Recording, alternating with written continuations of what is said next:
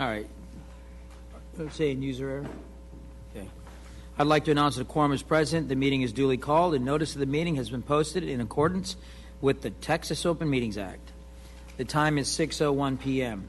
We ask that all those in attendance conduct themselves respectfully at all times during this meeting. Any outbursts or disruptive behaviors may result in your removal from this evening's workshop. The following board members are in attendance: Tracy Miller, Allison Lasan, Catherine Sells, Dr. Buddy Bonner, Christy Hassett, Jenny Prosnick, Sheila Taylor. I have asked board member Ms. Taylor to lead us in prayer. May everyone bow your heads, please. Dear Lord, we come to you with a spirit of humility, a spirit of faith, and a spirit of thanksgiving.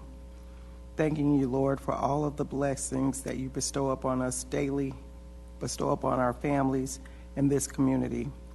I ask, Lord, that you be with us tonight as we go through about the financial business of this district, and let us always do things in order and things that give you glory, and also make the decisions that are best for the children of this district and the entire district. Thank you, Lord, for all of your blessings again. All these things we pray in your name. Amen. Thank you, Ms. Taylor. Please join us for the Pledge of Allegiance and Texas Pledge.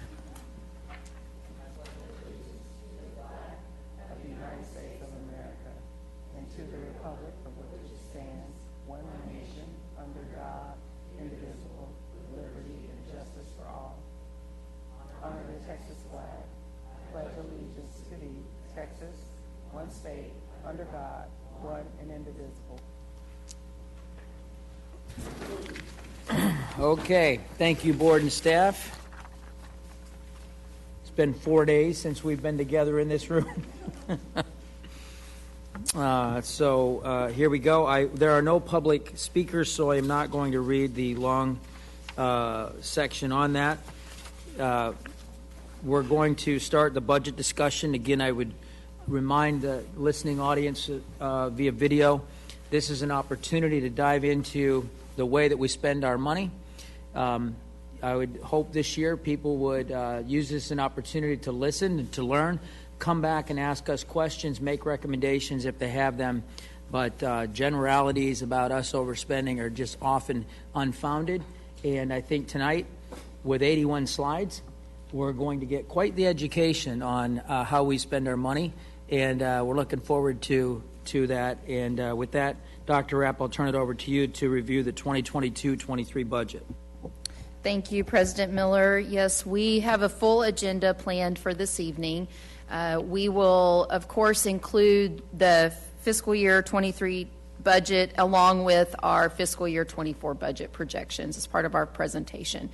We're going to talk, I'm going to turn it over here in a minute to Ms. Maloney, but the presentation will go back and forth between Ms. Maloney, myself, and Ms. Smith as we talk about a little bit deeper into how some of the things we plan for are in this budget. I want Ms. Smith to have the opportunity, of course, to explain a little bit about staffing model and how we meet the needs of our campuses, some information we've uncovered around staffing of electives. We're going to talk about how our programs are designed to meet student needs. Ms. Maloney is going to go a little bit deeper into campus allocation and how we prioritize our highest need campuses and students in the way we allocate budgets to them. And then, of course, we'll talk about revenue and expenditure projections and what that looks like for the budget. And then I will close us back up with a conversation about compensation. And then at that time, we'll turn it over to all of you for a discussion about everything that we've shared. So with that said, I'm going to turn it over to Ms. Maloney. Thank you, Dr. Rapp, President Miller, members of the board. This first slide is a breakdown of our fiscal year 23 budget. And what we want to show on this slide is that most of our budget goes to pay for staff. And we often talk about here in the district our direct payroll and our indirect payroll. But since we contract out bus drivers, custodians, and food service, our indirect payroll without our recapture percentage is right at 84.3% for budgeted expenditures, and that falls in line with the majority of school districts in the state of Texas, which fall between 82 and 88%.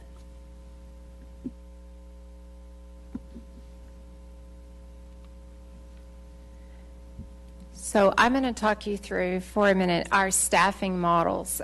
We staff based on a prioritized of student needs. And so when you look at our staffing analyzer, we have created a weighted enrollment based on the following categories. So for a 504 student, that is weighted at 1.15. A special ed self-contained student is weighted as if it were 3 students. A SPED SDI student is weighted at 1.15. You can see emergent bilingual students are also weighted. And then we have an economically disadvantaged weight given at 1.25. So this allows us as a district to make sure that we're staffing specifically based on the needs of our students. When you then look at how we staff our offices with our office staff, our counselors, and our APs, once again, we use a weighted enrollment model. This allows us to ensure that campuses with the highest student need and mobility have additional office staff. They have additional counselors and additional assistant principals. So this model benefits our highest need campuses. So you can see for our office staff, we take our projected enrollment plus our added weighted enrollment of special programs like I just shared with you, and we divide that by 225 students to come up with the number of office staff.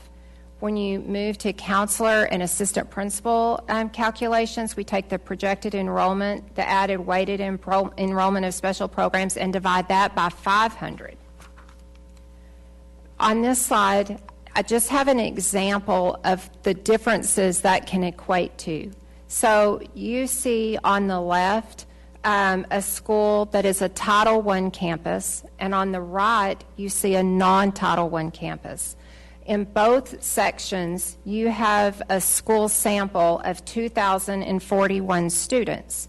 But with the school on the left, that is a title campus with 6% of the student body being 504, 3% being in a self-contained self-contained class, 13% SDI, 22% emergent bilingual, and 62% eco-dis.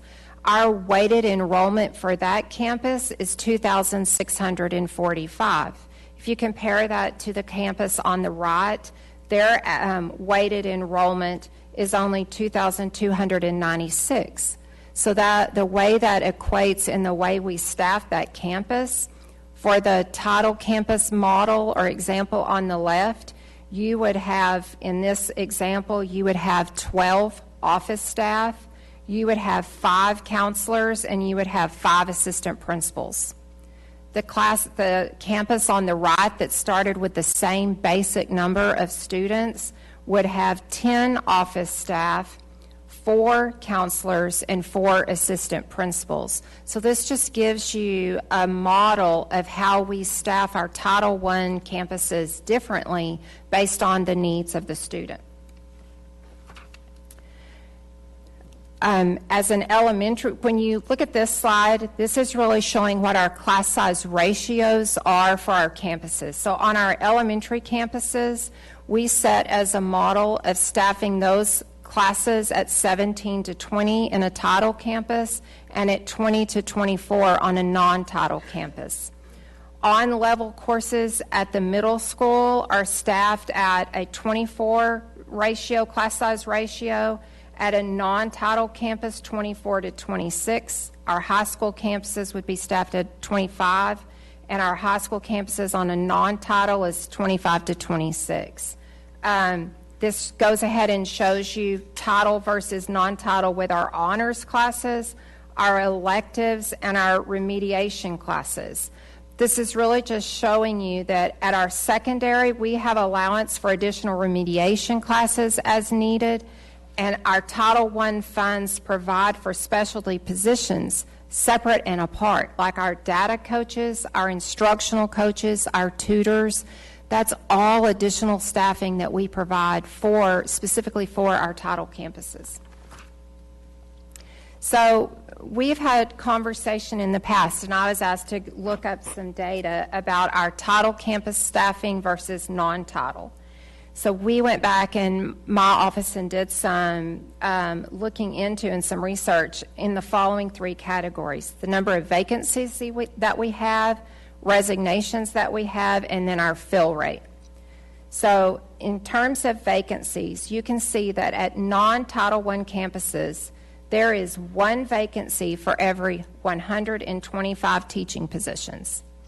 At Title I campuses, there is one vacancy for every 76 teaching positions.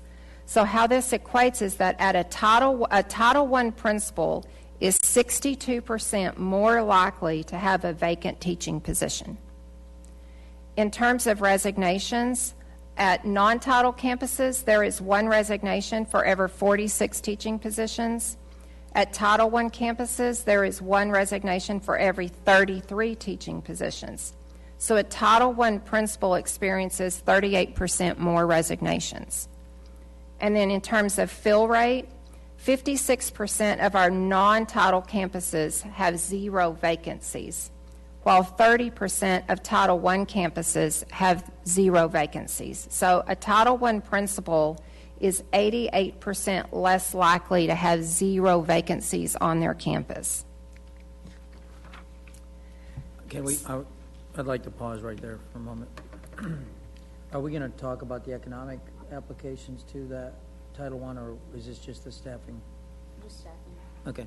So I think we just want to stop on this one because this gets a lot of discussion. Does anybody on the board have any questions on this at this point?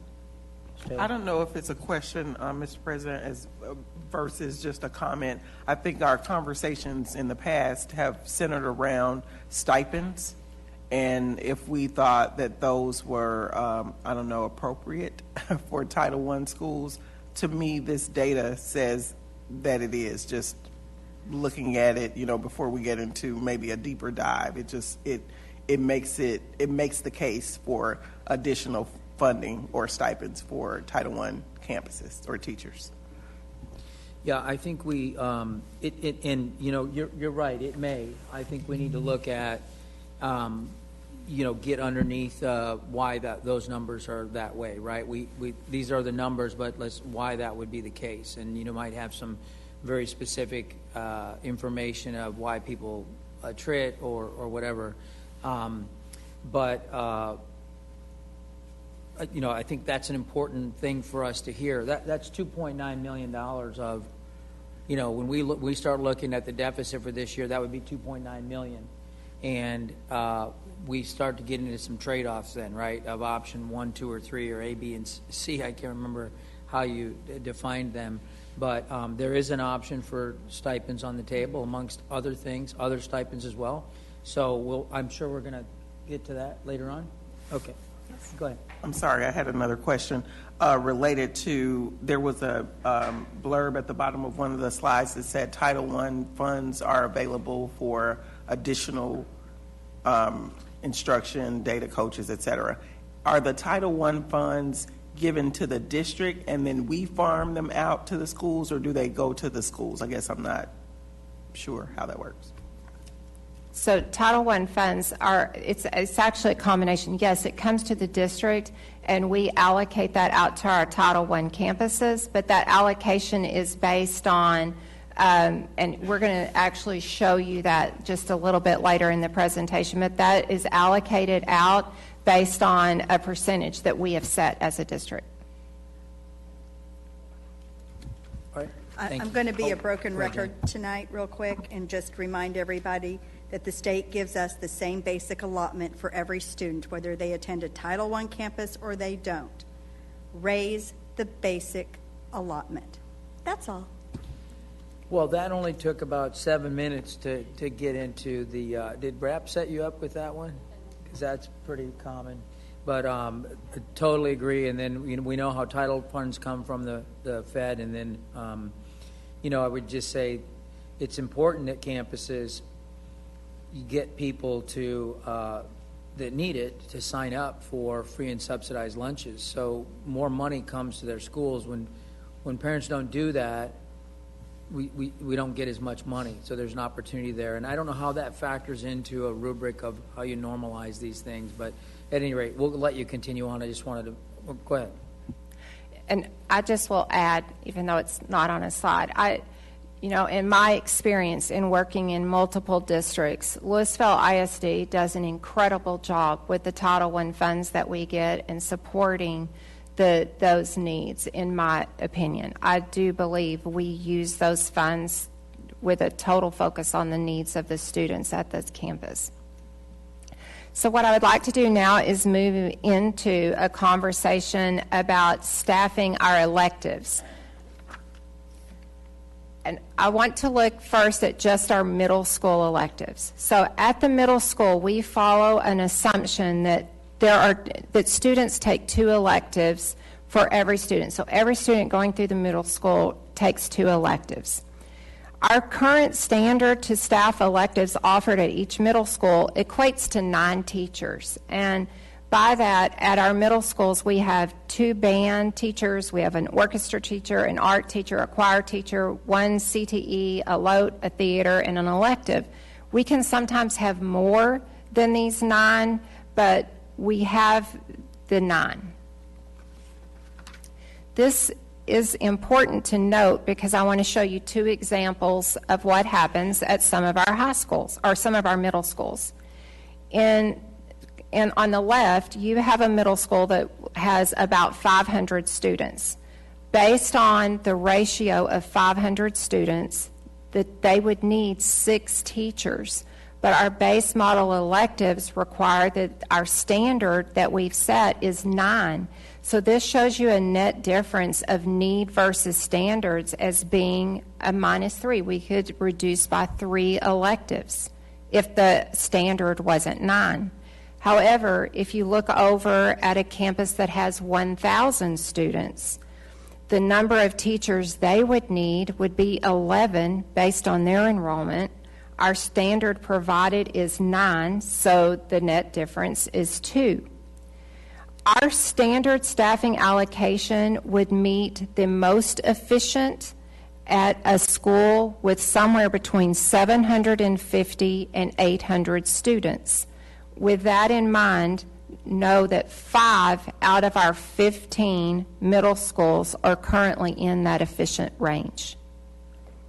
So this model shows you that with our standard, we have some campuses that are, because of their enrollment not being at the 750 to 800 range, we're either over in staff because of our standard electives, and in others we're under.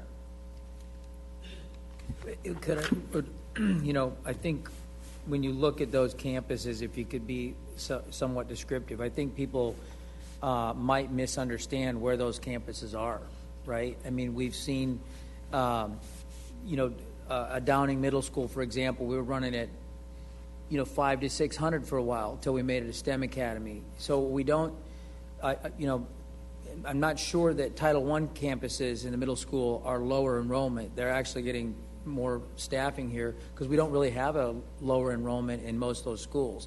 They're actually in feeders that have a higher enrollment ultimately when you get to high school. So do you have any kind of mapping of this?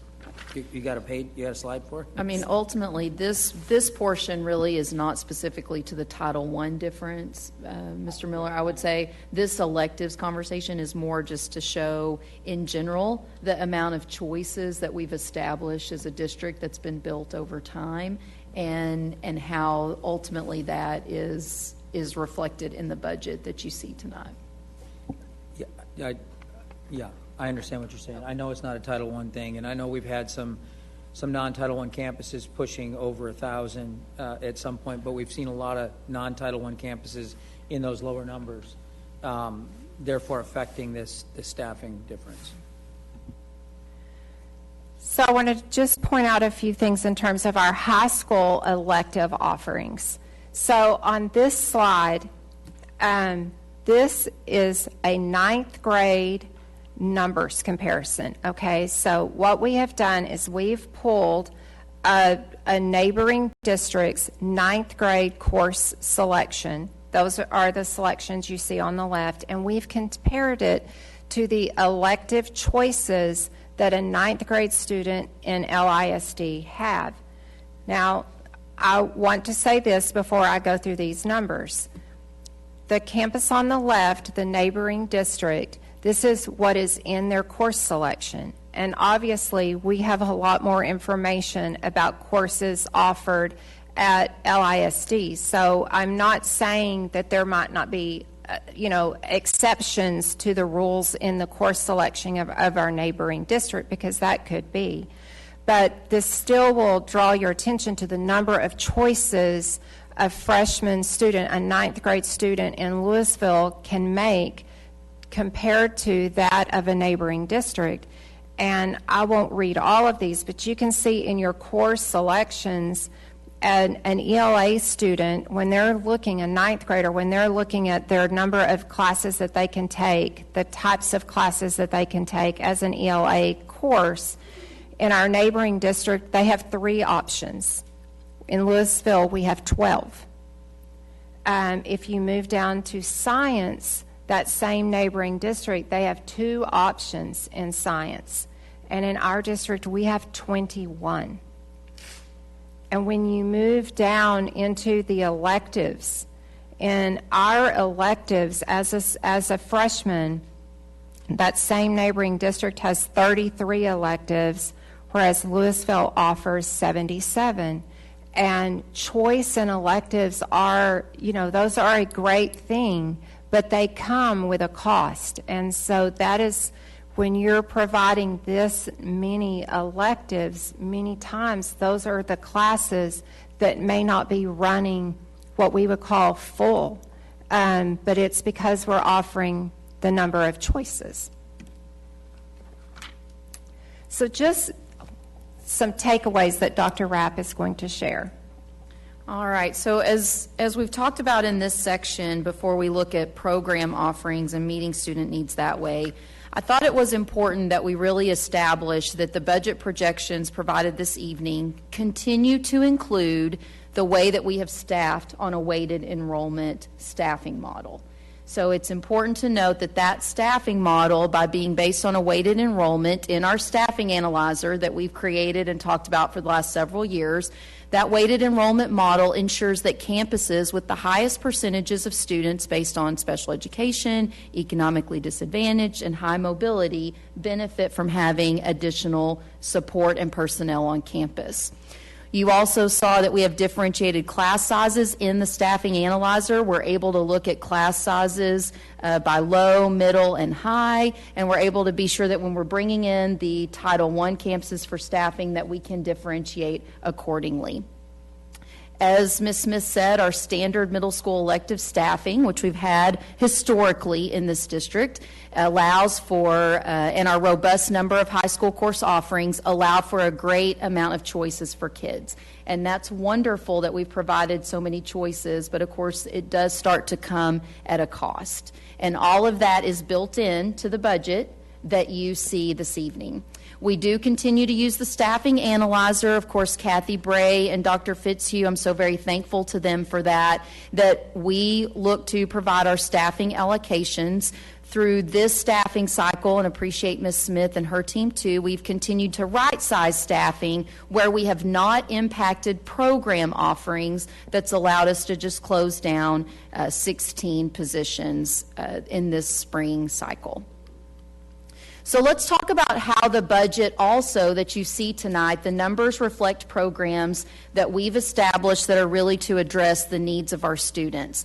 As we know, when you look over 5 years, you see our economically disadvantaged numbers ebb and flow back and forth. And as we talked about, Mr. Miller, you even referenced that we took a hit during COVID because people were not necessarily completing the free and reduced paperwork. And so that impacts that number.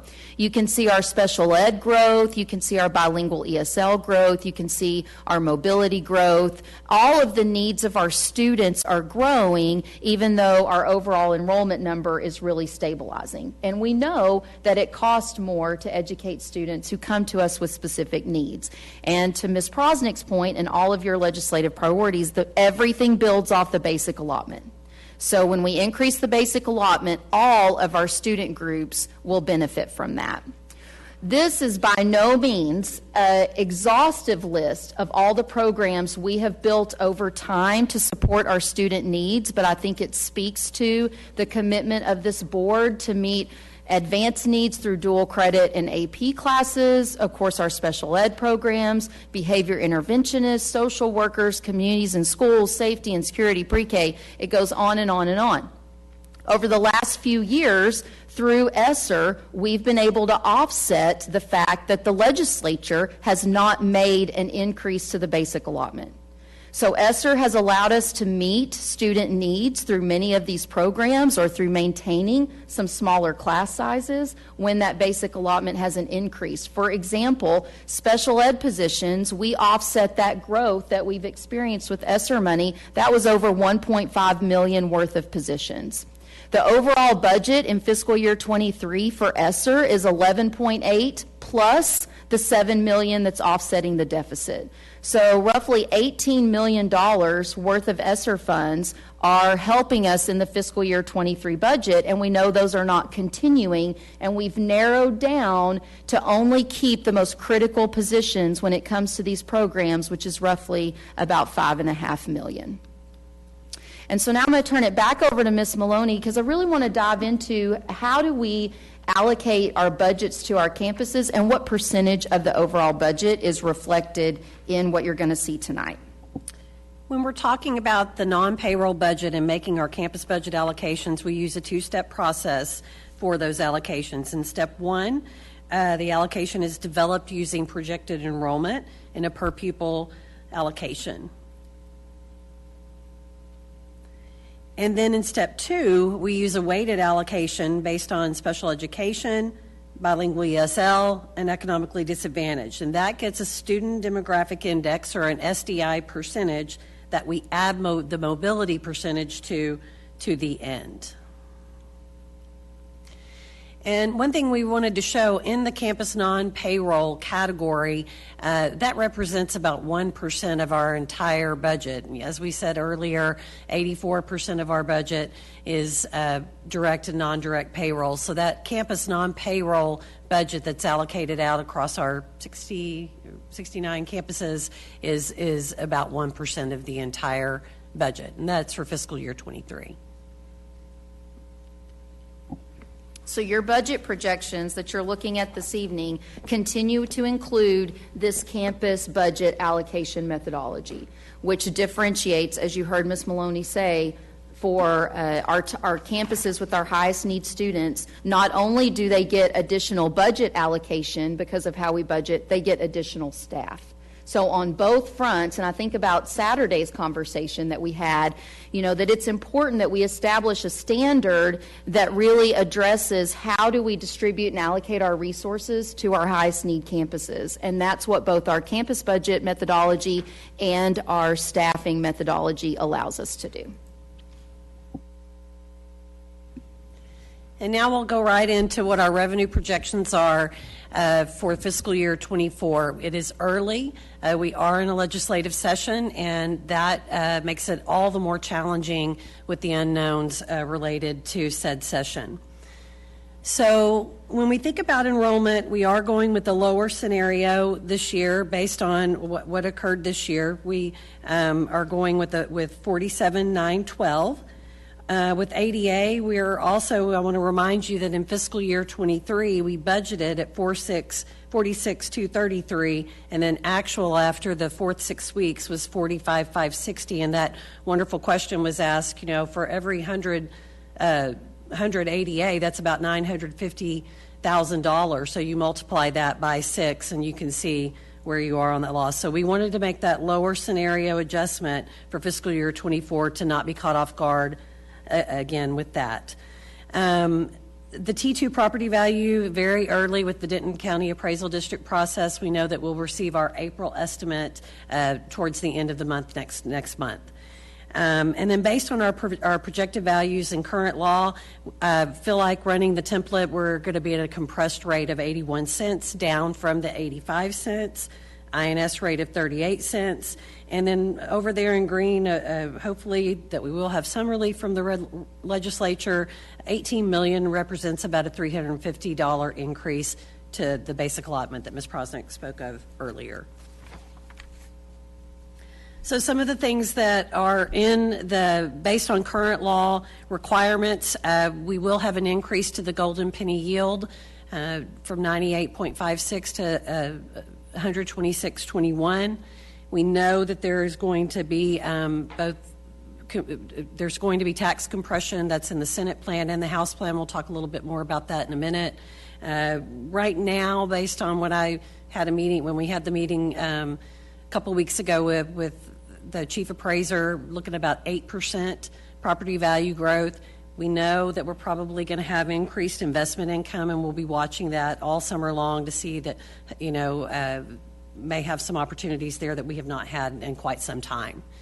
And then the big loss is going to be that loss of the ESSER 3 offset of the $7 million that we've put back into our general operating fund to offset the deficit in the past, both fiscal year 22 and fiscal year 23.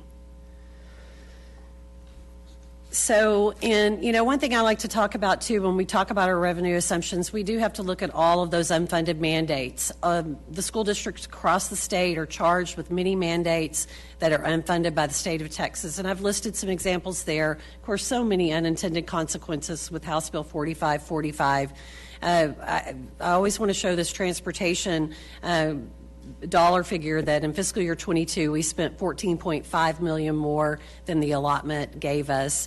And then a little known thing that we don't talk about is that staff TRS contribution above stat min, and in fiscal year 22 we spent $7 million in addition to what the state provided for us to be able to do that.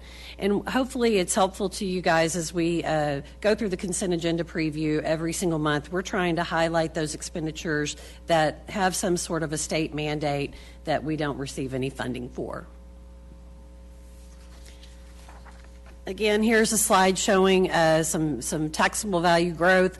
The 2022 was 8.5. Our 2023, it's tax year 2022, school year 23, it is going to come in about 11%. And then next year, for fiscal year 24, we're going to budget about 8% right now. So we'll see how that goes throughout the summer with the appraisal district. And then we have our tax rate history. We know that 19% drop over 5 years. We know that drop started to occur with the inception of House Bill 3 in the 86th legislative session. And we are expecting that tax compression to increase. Right now, with the runs that we're running, the Senate proposed, I'm looking at about a 78-cent M&O tax rate. And then the House rate, as we talked about the other evening, 71 cents, really, really low. $70,000 possible homestead exemption in the Senate plan. And we know that with any possible increase to the basic allotment, in prior legislation in House Bill 3, 30% of that increase had to be spent on raises for teachers, counselors, librarians, and nurses. And there's strange methodology there. We won't go into it right now. But we are expecting from the bills that we're reading, we're expecting if there is an increase to the basic allotment, that requirement will probably move to 50%. And of course, that will be very easy for us to do because we know we want to take care of our staff. School safety is expected to receive significant funding. And one thing that I noted today in the rider, the original rider proposed an increase, proposed $600 million statewide for school safety. That has increased to $1.4 billion. We would be so happy if that actually came through. On a per pupil basis, that would be about $12.4 million for our district. We know that they probably won't do a straight per pupil. They'll do some different things for smaller, but when you get to over $1 billion and for funding for the whole state, that can become a a sizable amount for our district, and we hope that that will come through. That's another advocacy piece in the legislature. Funding may be tied to enrollment instead of average daily attendance. We've seen several bills that are showing that, with a focus on those special programs. Recapture, of course, is going to be impacted by both tax compression and an increase to the basic allotment. And then we've seen a lot with vouchers and educational savings accounts that you read that letter from our last meeting, and that's all going on right now in Austin. For the homestead exemption, this is what are the impacts on the debt service side? The homestead exemption value could increase to $40K to $70K, and so our question is the legislature going to hold us harmless on the INS side again? One thing I will say about those exemptions, the last time we only were held harmless on debt we had already incurred. So any new debt that you're going to go out for, you will not be held. Last time we were not held harmless. So that'll be an adjustment why we go very conservative on our capacity scenarios on the debt service side. There is, on the House side, a cap on property valuation from 5% to go from, actually it would go from 10% to 5%. So, and that would result in less collections on the INS side. And there is some legislation proposed by Senator Betancourt to only allow a debt rate to pay the annual debt service payments. So what that would mean is no refundings or defeasance. And so that's one we really need to watch because one of the things that we're very, very proud of in this district is our commitment to trying to pay off debt early and refund to make it better for our taxpayers. Paige, I just want to pause on that. I think this is a really important pause. What you're saying is that they're looking at legislation that does not allow us to take responsible use of taxpayer money, and defeasance, meaning refinance or pay down, basically, and pay down debt. So Yes. I want to hear that this legislature that's primarily red is saying that we don't want to allow school districts to take excess funds and pay down debt. We would prefer that they continue to pay an interest on those bonds. That's what they're saying. They're considering, right? Yes, you would only be able to put out a debt rate to pay what your annual payment would be, and so yes. Yeah. And what is the value to them in taking this position? I haven't really. I haven't even. I've just read blurbs from the bill. It is coming from Senator Betancourt, who, as we know, has been in the legislature for many, many years. And the only thing I can think of, it's kind of coupled with some of that legislation with bond language and setting the tax rate, and the language that says this is going to be a property tax increases to keep districts from going out for bond elections, things like that. So I think it would be coupled with something along those lines. Okay. Thank you. And so just real quickly for fiscal year 24 local revenue projections, got everything kind of coming in there. The interest is very, very conservative right now. I think that we possibly, as we watch things through the summer, that could come in a little bit higher. The tax collections are very conservative at this point. So, we've got a long way to go with our appraisal district and getting to our hopefully certified value in July. And so that's very conservative estimate right now. A reminder that other local revenues, your fees, your RevTrack fees, fines, fees, repayments, e-commerce revenue share, things like that. Not much change on the state side for the state revenue projection, but a big story on the federal side is the ESSER funds going away and not being able to collect those indirect costs. And so we're going to see a decrease in our federal revenue projection in the general operating fund. So when all is said and done, the revenue projection under our current law, where we sit today and very early, March 28th, is there with your local revenue your state revenue, and your federal revenue, for a total revenue of $556 million. So now we'll go into our fiscal year 24 expenditure or appropriations projection that do assume all of the things that we spoke about earlier in the evening. And I think, Dr. Epp, you were going to take the next two slides.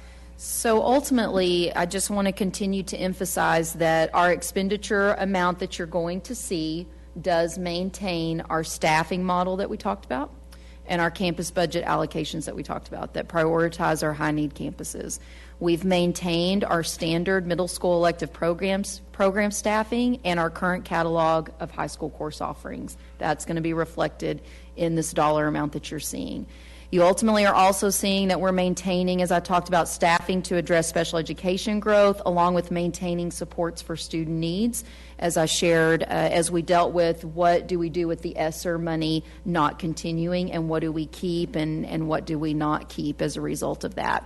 And then ultimately, your expenditures also reflect that we would make a 15% reduction to non-payroll budgets. So that's already reflected in the numbers that Ms. Maloney will go over with you here in a minute.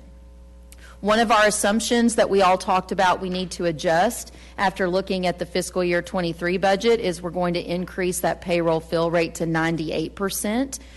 We do anticipate additional money from the legislature in the instructional materials allotment, and so we plan on transferring $4 million worth of general fund salaries to IMA. That's already reflected in the numbers that you see tonight.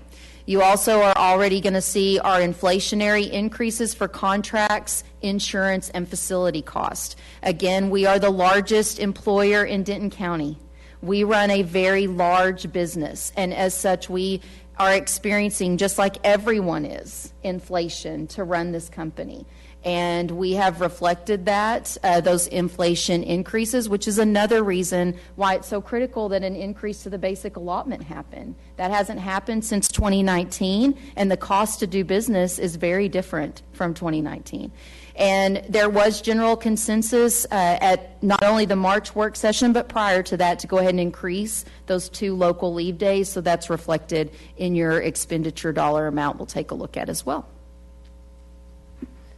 And so we are anticipating, based on current law right now, our recapture payment coming in at $54.4 million for fiscal year 24. There's the payroll, the full payroll budget there, but the three, fuel and utilities, insurance, and contracts, those are the anticipated increases from fiscal year 23. And insurance is really, that is turning out to be a real bear for sure, and I'm sure everybody out there is experiencing that in their homes. That's something that we're spending a lot of time on in the procurement department. So here is our projection based on current law, with revenue at $556 million and expenditures at $587 million, for a deficit of almost $31 million. All right, so with that as our starting deficit number, let's talk about how, as we face this budget, do we prioritize teacher retention and recruitment? Because there is no doubt that you all have prioritized that over the last 3 years. So I want to be sure and continue to say, as a board, you've had a strong commitment to the way we staff, the way we budget for our campuses, and how you have worked to maintain and pay our staff accordingly over these last several years. I think this slide, Dr. I just want to make sure we're on the same. So Sure. The number you just gave us, the deficit of $31 million. Yep. Does that take into consideration any assumptions around compensation, or are we talking now? No, it does not. Okay, Yeah, so we'll get to that. The money we're looking at now. Starting at a $30 million deficit. Okay. Yeah. We're adding to it. Yes, Okay. yes. All right, so over the last 3 years, you as a board have definitely, despite a growing recapture payment, you have prioritized paying our staff, and despite no increase to the basic allotment.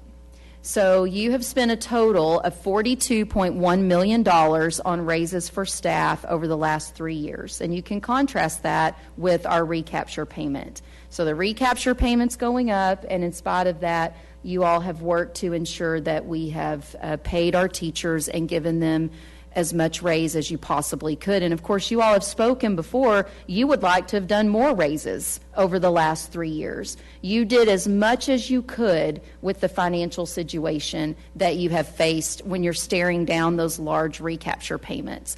Again, I would say when you look at our projected $60 million recapture payment, that's roughly 10% of our budget. So 10% of our budget going towards recapture, that means 10% of every LISD taxpayer, their dollars are going back to the state. So when we talked in March about possible compensation options, we presented 3 different approaches to you for consideration. The general consensus was around the middle of the road, to consider a 3% for all staff and to treat all staff the same, not to differentiate between categories, to ultimately retain our teachers that are years 10 and up by working to raise their pay to 5th place in the market, just like you have for earlier year teachers, and then looking at those facility services market adjustments and our elementary principals needing a market adjustment. So that compensation package is $12.97 million to take care of that middle of the road approach.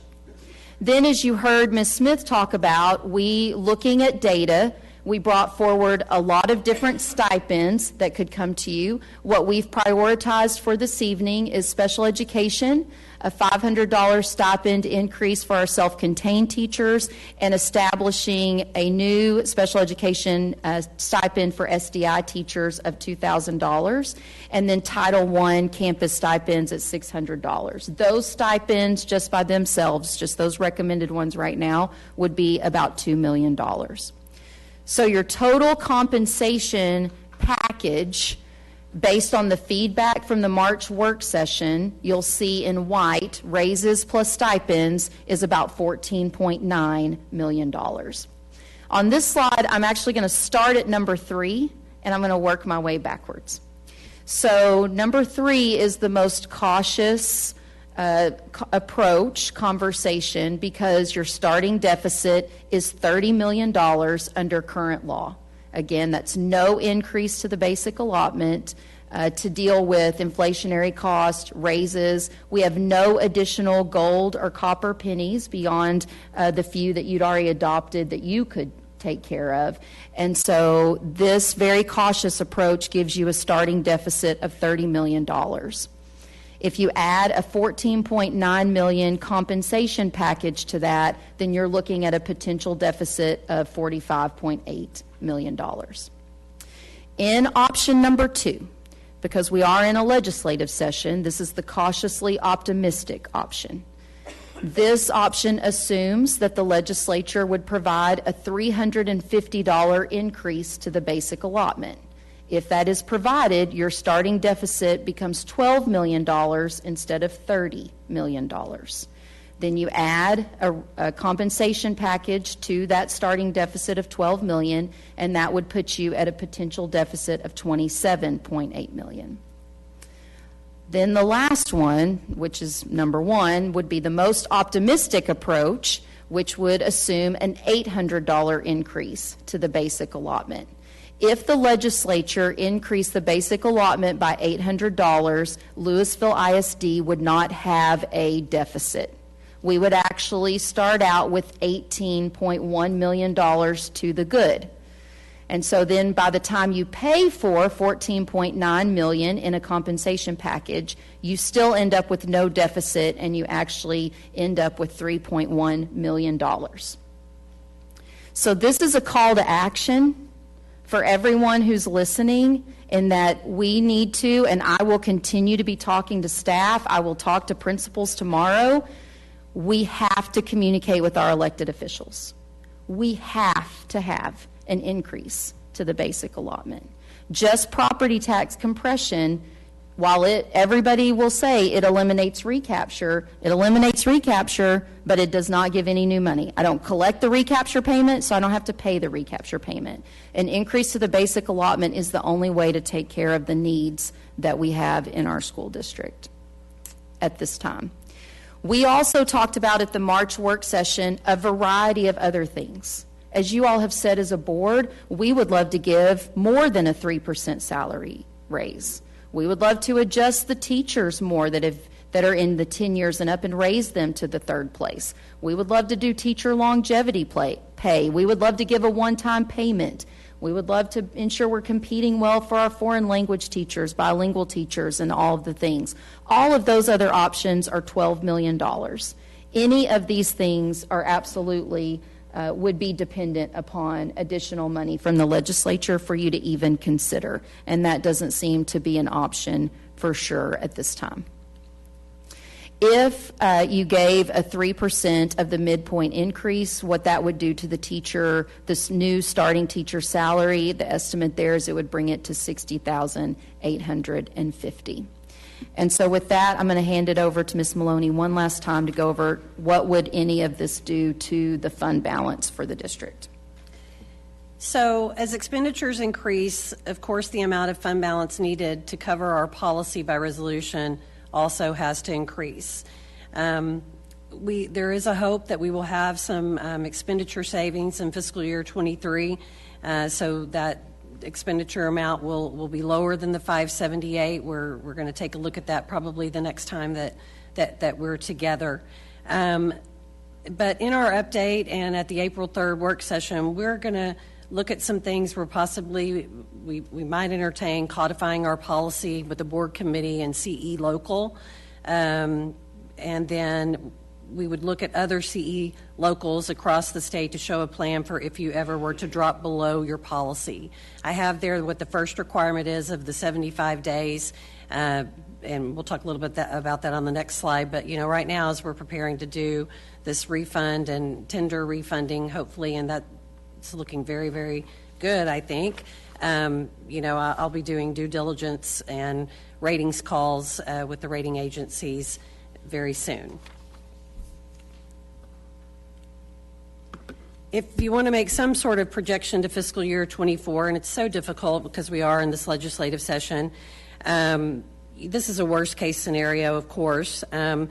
Our policy requires 90 days or 25% of operating expenditures and fund balance, and first requires 20% or 75 days.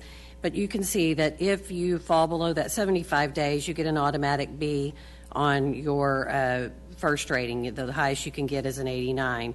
And you can see that with the $350 increase to the basic allotment, that is not, we would fall below that. So with that, I'll turn it back over to Dr. Rapp. All right, so ultimately, we know, as we've looked at our numbers this evening, without action from the legislature to fully fund public education, which would require an increase to the basic allotment, which helps us reduce recapture, LISD will face some tough decisions ahead regarding programs, compensation, staffing models, class sizes, and supports for student needs. So we know that at this time, we absolutely have maintained for the budget that you looked at tonight, the expenditures, we've maintained those important things in terms of choices in programs and ensuring that we're meeting the needs of our campuses that serve some of our highest need students with our staffing models and the way we allocate our budget. But definitely, I tell staff all the time as I'm out and about that you all would absolutely, and I've said it several times tonight, you all would give way more raises than what you've done. You all would create way more programs than even what we currently have. But at this juncture, we need the legislature to take action. And I think these numbers speak to that tonight as you have to consider decisions around compensation. And with that, I will turn it over, Mr. Miller, back to you for discussion. Okay, thank you, Ms. Smith, Ms. Maloney, and Dr. Rapp. Let's, who wants to go first? I'll be happy to go first. Thank you again for another informative and interesting presentation, in the words of Mr. Bill Lawrence. I've been thinking about this all day and have several thoughts. In fact, I wrote out some notes, which I seldom do, so I hope I'm not stealing anybody's thunder, but you did let me go first. So several thoughts around this data, and a great concern about our diminishing fund balance. If you've been around a while, like Dr. Rapp and I have been, back in the day, similar boards and CFOs would come and talk about a budget deficit, and we'd end up putting money in fund balance. And that sky is falling tactic ruins credibility, frankly, because you never think you're going to run out of money. Well, this year and last year, a budget deficit means a budget deficit. Money is coming out of fund balance, and our little savings account is dwindling. There's no two ways about it. So if anybody's out there thinking, well, they've said that before, well, that was then, this is now. I think we need to start thinking about and looking at how do we get our budget deficit down to 1.5 of our overall expected spend. And that would get us to about 1.5 percentage points is what I mean. And that would get us down to about an $8-9 million budget deficit. Every year you're going to have some swing in that. Paige, everybody in the room knows that. You may end up at an $8 million deficit, but you also may end up at about 2, right? And you could put some money in the bank if you got lucky. So I think that's one thing we need to do is carve this thing down. Now, to Dr. Rapp's point, you can't do that under our current structure or with our current revenue. So what do you do there? Well, I wrote down pray for legislative intervention, but I also think we need to lobby. So, there's an old saying, when you're in trouble, you pray to God and row to shore, right? You do the work and you pray. Well, we better do the work and lobby the legislature. And we better ask them to increase the basic allotment. The other thing we need to do is look at structural items that can make for some savings. And I don't really want to get into what those are right now because they may not come to pass, and so I don't want to be alarmist. But there's some things we can do, some silver bullets that we can do to lower our costs, to lower our costs. The other thing I think we need to do is review our curricular program, because Dr. Rapp and I had this conversation last week. As the district has grown and built out and met the challenges of the school choice movement, we too have changed, and we've offered more choices to kids within our district.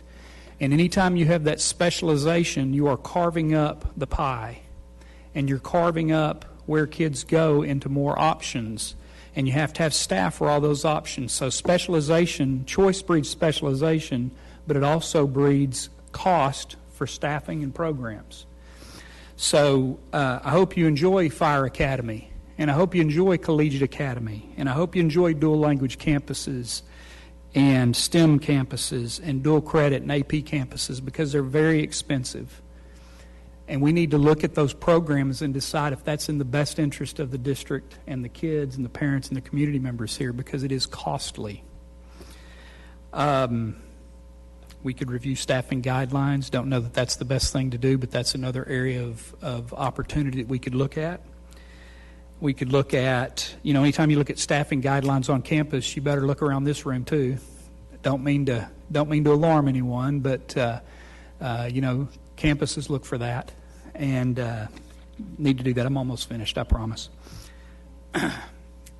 Salary increases should be moderate with minimal extras. We're just not in a place to do that right now.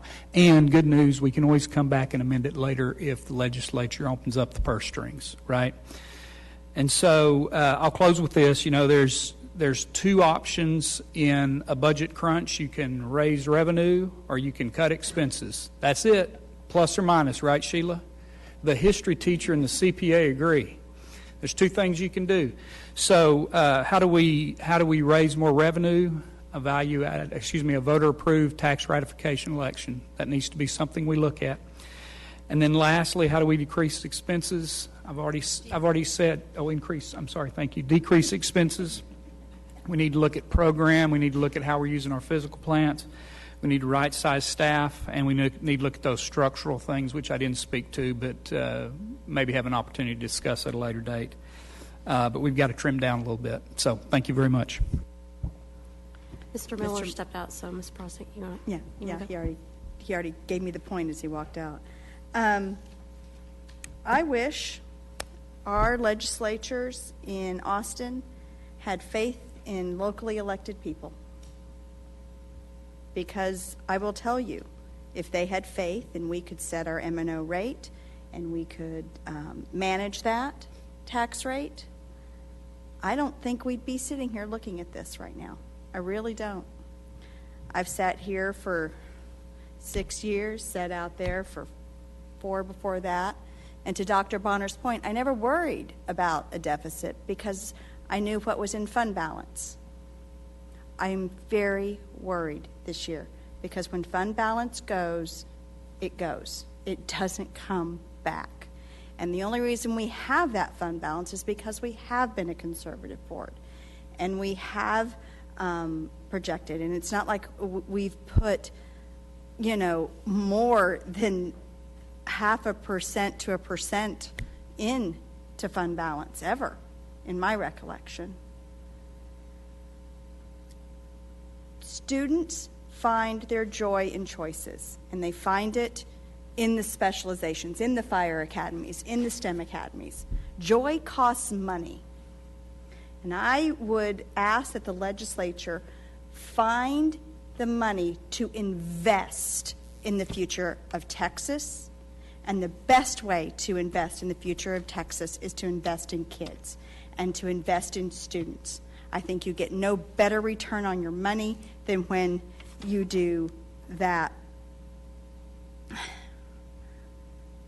I'm hoping that there is leadership in Austin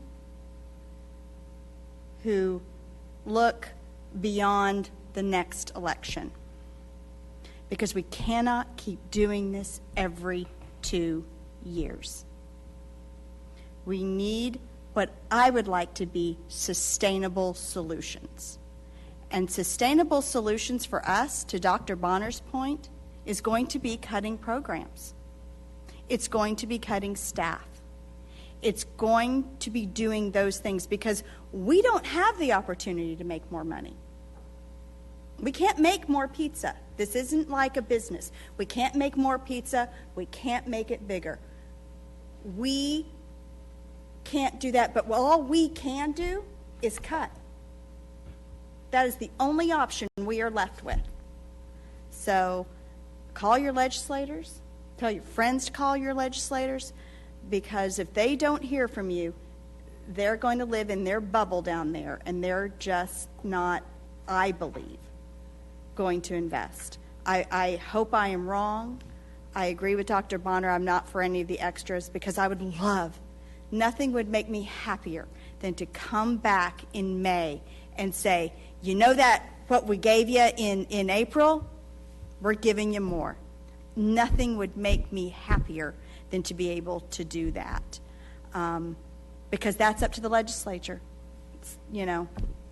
I'll be outside with a tin cup accepting any donations.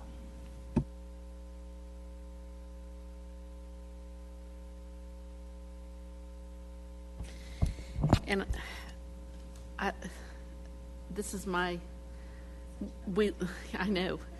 Ms. President and I looked at our training thing today. We've been here 6 years and 10 months, and I've never felt the way I feel tonight. And it's emotional. And it's emotional because we go to Austin, and they've run out of Band-Aids. We're up to a cast, and the bleed is still there. And I don't understand, first of all, taking away our right and beyond faith in us, faith in in their constituents who elected us. And how many times I've gone to Austin and they say, well, education isn't my priority. Well, you know what? It is ours. And we sit here around these tables and we sit here not every month. This isn't a once-a-month meeting gig, guys. We spend time, we spend money, we spend our effort here. And I go down there and I think, well, if it isn't your priority, let it be mine. But listen to me when I'm telling you something that it's the truth. How long can we go with every 2 years they say, no, we're going to fix it by compression? When are we going to get down to where there's no tax rate?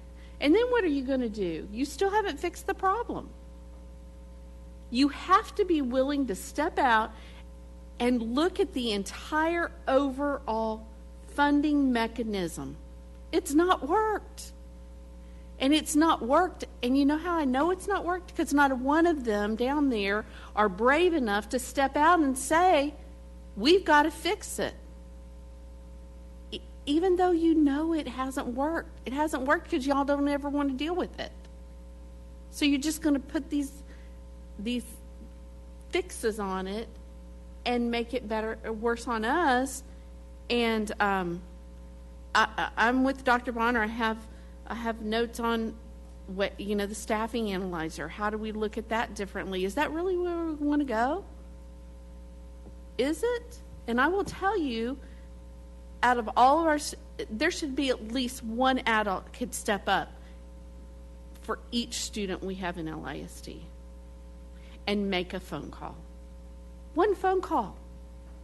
That's it. When we were in Austin this past week, I was texting people back here to call, and you know what I heard from down there? Your people are calling. Thank you.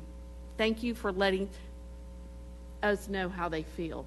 But they're not going to know it if we don't all step up. And so, the staffing thing. Do we do in the Title I campus, I understand the difficulty in staffing those and keeping people on there. Do we have any information on when the staff leave, do they actually ever move into non-Title I campuses here in the district? Do we seeing transfers out of those campuses, or?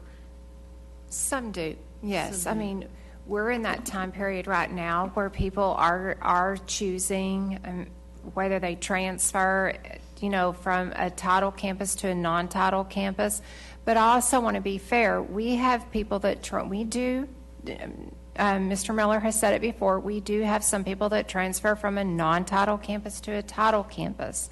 But this is definitely the time of year that staff are given the opportunity to make that choice. And to be completely transparent, sometimes that has more to do with where that individual teacher lives, and it gets into, are they able to move closer to where they actually live, or to a school that they have a personal connection with because where a student goes. So title and non-title is one part of their decision. It is not the only part. There are many things.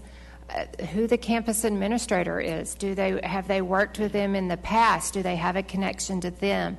Those are all things that go into a teacher or a staff member's thinking as they make that decision. That's just one piece of it. Okay. Some of my questions I'm going to send in just for brevity of questioning tonight. I don't know. This is just like Dr. Bonner said, we've always sat here, and even Mr. Miller, I can remember, a couple of years ago, we were looking at a bigger deficit, and it was, we never end up there. Well, you know what? This is that first year, I think, we may end up there. And it's sad when I think that, and Ms. Prosnick made a statement the other day, and I had forgotten about it, hadn't really thought about it in a long time, but it was, we're still building prisons based on our third grade reading rate. So tell me again how education isn't your priority? Shame on you. And that's the end of mine. Thank you, Ms. Sells. Ms. Taylor? So, I'm sure everybody saw me over here taking notes. I even brought the big calculator, hoping I could use it to find some money that did not work. I don't even know where to start. I think I always go back to what Dr. Bonner said. You know, when you're looking at a budget, it's no different from your budget at home. You know, you either have it or you don't. You either go out and raise some more funds or cut expenses. I had some specifics. I will probably reach out to Paige about those. It hurts to think that you'd have to cut staff or cut programs, but, you know, where else can you reduce the deficit? I had questions about rent, you know, where is that coming from? You know, are there additional opportunities there to maybe raise money? But then I know that we're losing funds, or we lost the ESSER funds, and that's a huge impact to our budget. You know, accountants are supposed to make the hard decisions and not put your heart in it. But it's tough because I still have a daughter coming through the school system, and I want her to have the choices that we have available right now. I want her to have the choices that were available in this district 10 years ago, 15 years ago. But the truth is, you know, we ain't got it. I don't know a better way to put it. I also thought when we talked about the middle schools and the efficiency of 5 out of 15, is there some space to combine campuses?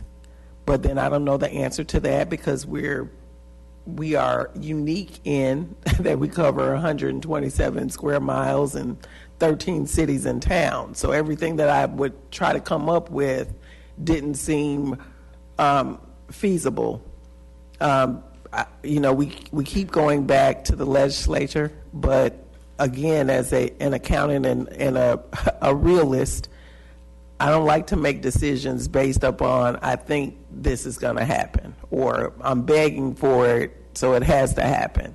So I fall along the lines, probably maybe the only one, where I think we had the circle in the middle. I'm the overly cautious, or whichever one is the not the best one when you're thinking about giving out raises. Again, I go back to we ain't got it. You know, I heard that growing up, and it's definitely what we have here. My other idea, again, not popular, you know, so luckily I'm not in an election year, but, you know, when was the last time, are we able to increase our tax rates? If so, you know, is that driven by the legislatures? Okay. TEA sets our M&O tax rate. Oh, so we don't even have the ability to say, hey, can That's you what I give was me... talking about when I said Gotcha. we had been in charge. Well, I seriously don't think we Okay. Well, So- just for some clarity, so. Okay.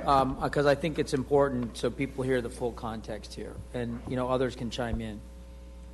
When the legislature came up with this compression notion, so Paige shows some slides where you see the M&O rate at $1.04, then you see it drop to, you know, 97 or so, and, you know, whatever. And we talk about compression. That was a House Bill 3 thing. So this was the no. Was it 2 sessions ago? And that's where this concept came from. So when you see the top line is our interest and sinking fund, or our debt service fund, and then you see the M&O at $1.04. The legislature, the Constitution says that we can increase our tax rate. The legislature limits us to $1.13, but we can increase our tax rate if a majority of the voters agree. So you'll hear tax ratification election, or TRE, or VATER, voter-approved tax ratification election. What happened is, and this is really important that people that kind of criticize us have to remember, most districts at that point in time with House Bill 3 went on full court press and did VATERs. And they jacked up to the effective rate of 117. 13 cents. Now think about that. 13-cent tax rate. So you're talking about 13% increase in tax collection. Now some of that would get taken back to to recapture. But what happened is LISD, we made a conscious decision not to take the money. The notion was, why take the money from taxpayers before they need it? right? The federal government does this, others do it. We did not believe that the timing was appropriate for us to do that. We would essentially look at our business over time and at the right time go back to the taxpayers with a request or a plea to partner with us to address this. And so what happened is we've maintained a very efficient, you're not going to get a lot of districts, I don't know, Paige, to get down into that 85-cent compressed tax rate if they started at $1.17. Their compression is going to be a little bit different, so their tax rates are higher. And then you look at these growth districts and you compare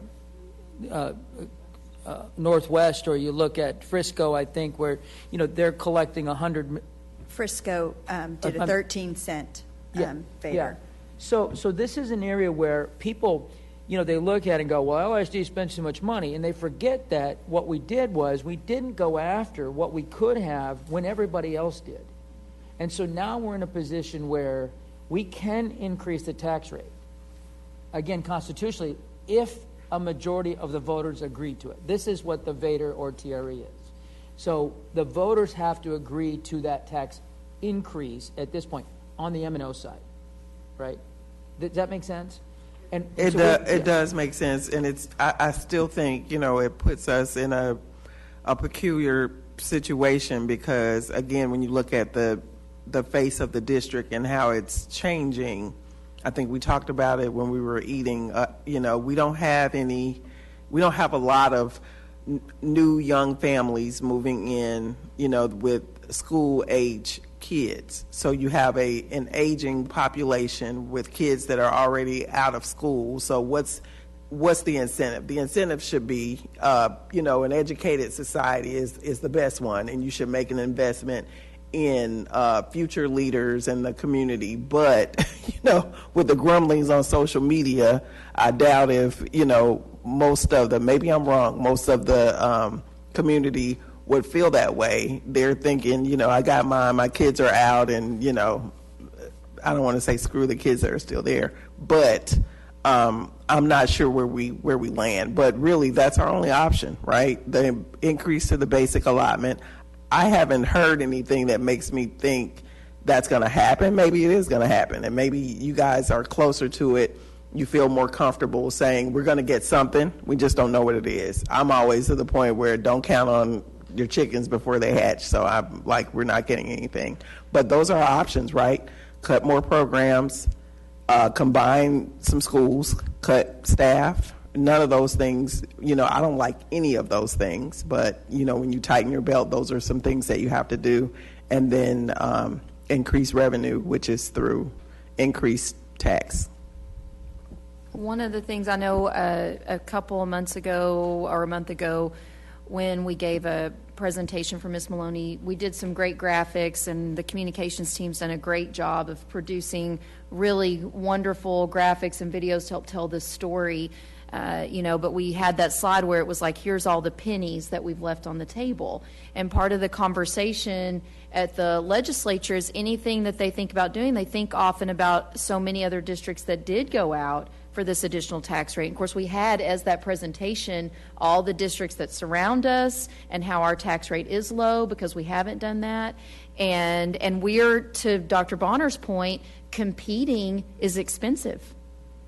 And we've been put in a place where we're not only competing with kids from other areas as well, but obviously school district tax rates alone make you have to compete with your neighbors. And so I think rather than be rewarded for maintaining this very low tax rate for our taxpayers, we're actually being punished for that because we don't benefit from the way the formula is structured. We don't get any additional yield because we didn't go out for any of those pennies. And I've had legislators, as we've been going around, share, well, of course, there's the Tier 2 and the Tier 3. Well, yes, but not every district did that. And I really think the system should reward that conservative nature. The chickens have come home to roost on that argument. It is absolutely time to address that because the very competition you just mentioned, this district has answered the bell on that. Have we had children leave us for other options? Absolutely. However, we have answered the bell with the specialized programs we mentioned, and it's time to now support those programs financially in the community. You know, think about what y'all heard in your demographic report from Rocky the other night. We actually defy what the other districts show is that when we get a student, we keep them.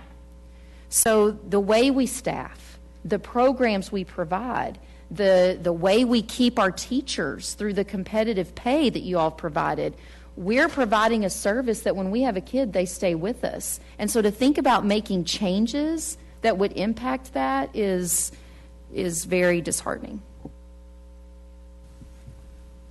Hassan, you don't have anything to say, right? Yes, I'm also going to pontificate a little. I'm actually going to start with what Dr. Rapp had just said.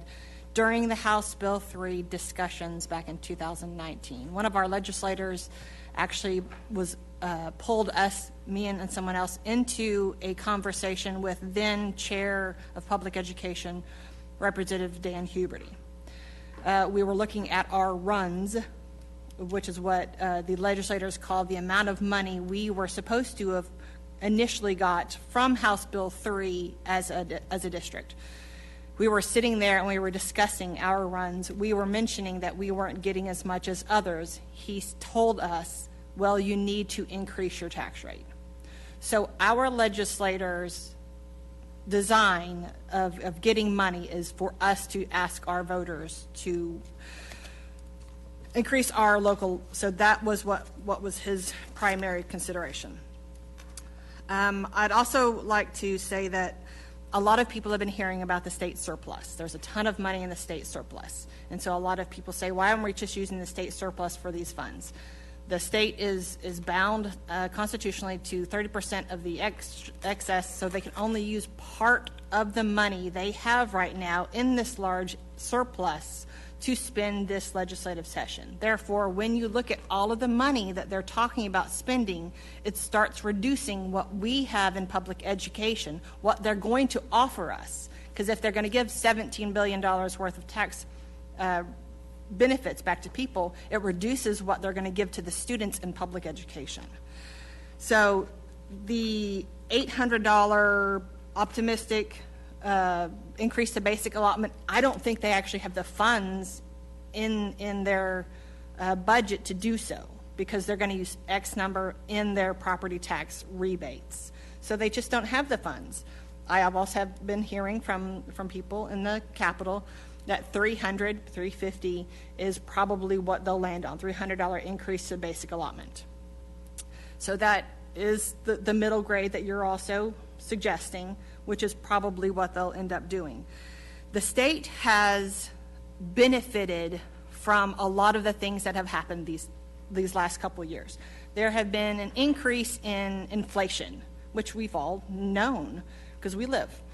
The state benefits that in property valuations. They benefit that in sales tax. They have this windfall because of the struggles we Texans have been having. So they're benefiting from this. Then when they restrict our M&O and they compress our M&O and take away our local control, we are not we're being quite hindered by this inflation. So there's this dichotomy where they're benefiting from things and then they're not providing it to our students in our public schools. So they haven't really increased the basic allotment to what would be needed to support public education. They haven't provided an increase in inflation, a simple increase in inflation. They continue to say, as a legislative body, we can't obligate the next legislative session to an increase in inflation. However, they can obligate the next legislative session for the property tax compression.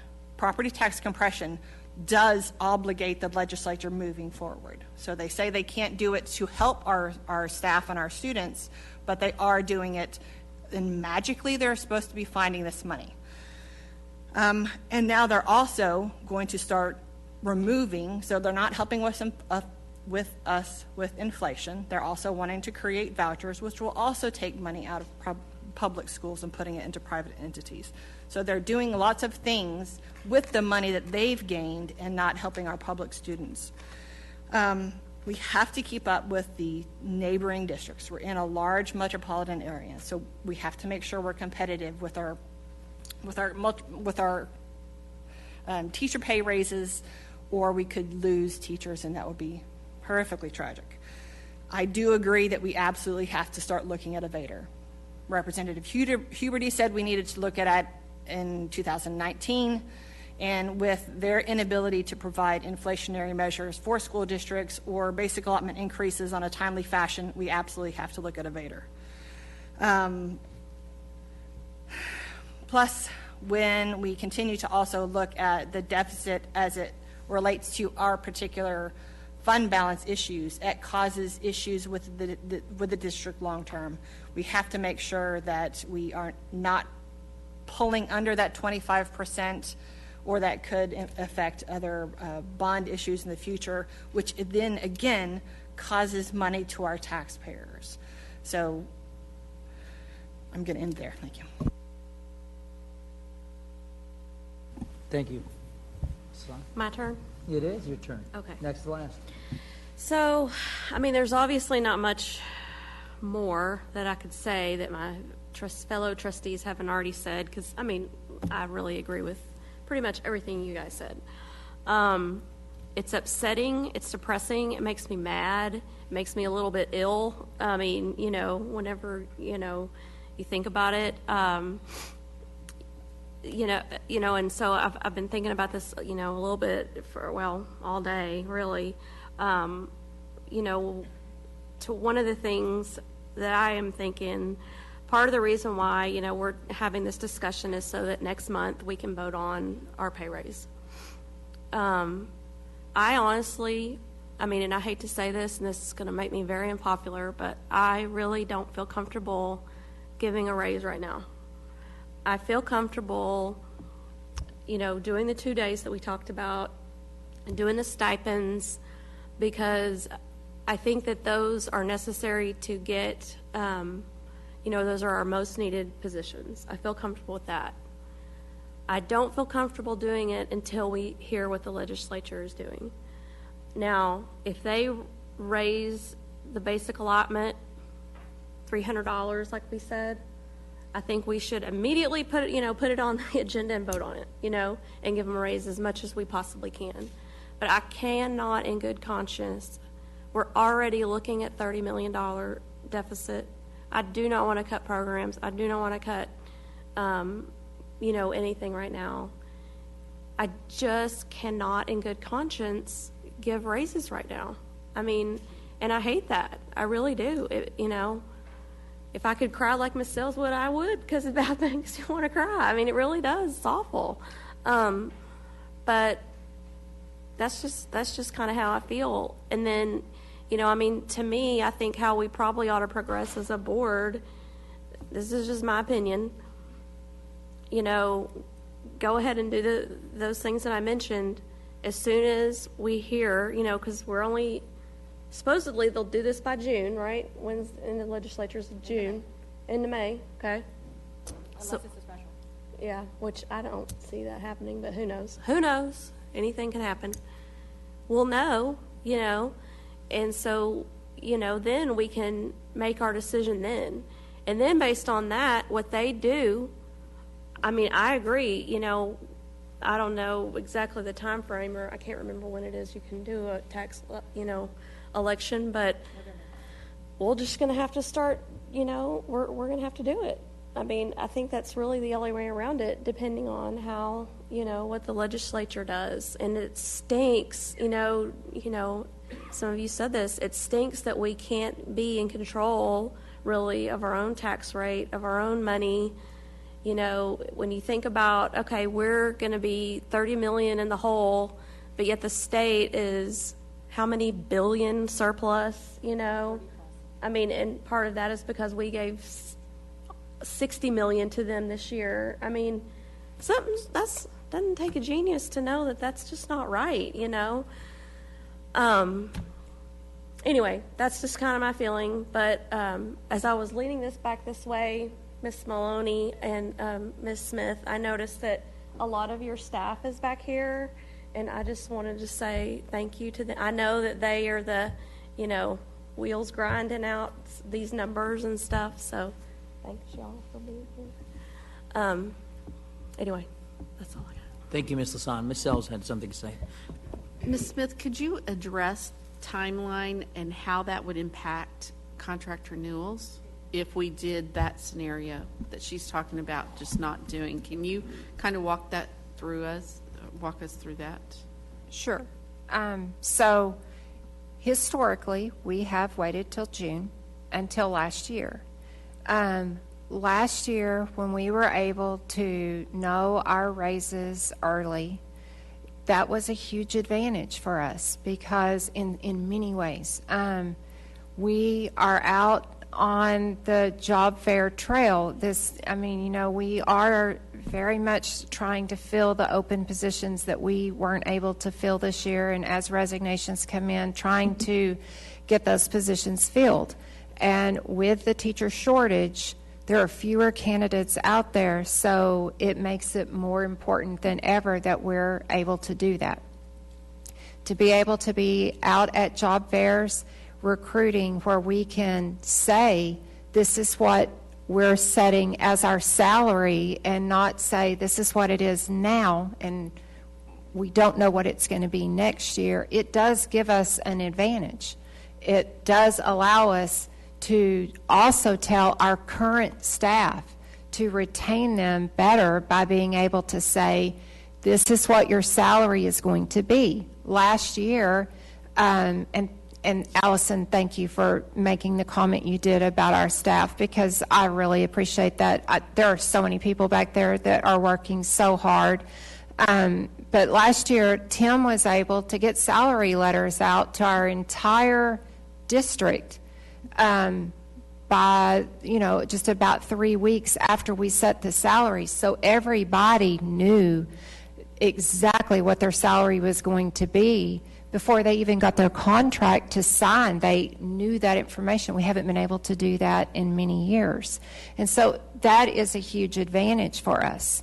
I do want to say, if you as a board chose to wait, we would continue to sell all of the great things that are happening in our district. So please hear me say, I have many other things to share with people out there that we're recruiting, as evidence on Saturday when we had nearly 500 people show up to our job fair, and we had a whole lot of good news to share. So tonight is heavy, and I know that, and I respect each of you sitting here having the heavy conversation. But I would be remiss if I didn't say, whether we move forward with April or whether we wait, as you suggested, Allison, when we're out on that recruiting trail, we will sell this district, because this is a fantastic district, and our reputation states that, and we have a lot of good news to share about this district. Our salaries and being competitive is one of those things, because we are competitive, because you all, since I have been here, look at not just our beginning teacher salary like so many districts do, but you look at every pay band to make sure we're competitive at every pay band. And I applaud you in doing that. But I could get on my soapbox, and I won't, but there are a lot of great things that we can say about this district, and we will continue to do that as we are out on the campaign trail. Are we hearing what other districts are going to do? Have we heard any from any? We are not. Okay. A lot of energy here, so I'm going to add to it. Maybe where I'm at in this journey gives me some clarity and probably some boldness, maybe bravado, and being able to say things that I don't have to worry about being reelected. I'm going to make some very specific comments, even to those who want to raise their hand to the Constitution and represent it. because I don't think they're running for something that's constitutional. But first of all, we're going to vote on raises in April. It's a given. We're going to vote on it. I control the agenda, and we're going to vote on it. I agree with Dr. Bonner that you can vote on it and have some provisions in there that if the legislature were to come through, we do that. You know, there's a biblical example of, in the book of Acts, Stephen's being stoned. And he preaches a sermon and he says, "You Raka, you fools, don't you remember all the things that God has done for his people?" And it's interesting, I think, that the legislature often forgets. It's interesting, the AG's interpretation on ESAs, which is so foolhardy, because the Constitution says, to Ms. Taylor's point, a general diffusion of knowledge being essential for the rights and liberties. It shall be the duty of the legislature to make suitable provision for a system of efficient, free public schools. Now, you could say, well, you take your tax dollars and take them anywhere you want, and then you all of a sudden you have your school next door, your public school that's got half the students in it, and you wonder, you know, well, what students are left? Well, the students with a single mom that can't get their kids to school because of transportation. The students with special ed or special abilities.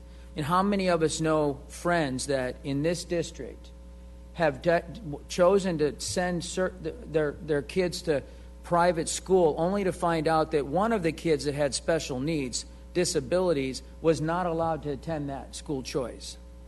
And so what I would offer is that's okay. Bring on your vouchers and increase the basic allotment. So give your vouchers at $8,000 and give us the $8,000, and let's have parity.